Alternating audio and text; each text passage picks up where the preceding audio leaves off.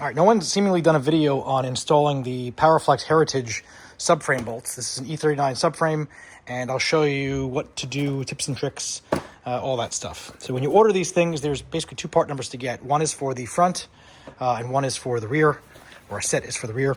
This particular one, these are the PFR5-521H, terrible name.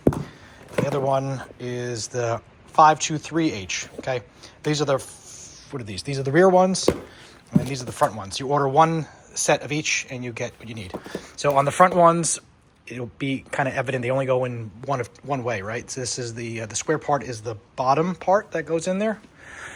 Kind of fits in. And the other one is a little bit of different shape, and that just basically fills the void. The way these work is, you know, the stock rubber bushings, these are new. They've got these voids here, and they're designed to kind of handle load only in a certain direction. By using these inserts, they stiffen them up. And my thought was, I think this goes this way, or maybe not, I don't know, I'm doing this one-handed. My thought was I wanted this to be stiffer, but I didn't want stiff. That's why I went with the stock rubber bushings. Maybe this goes the other way, I don't really know. I'll find out. This is my first time learning it. No, put this one in here, see what happens.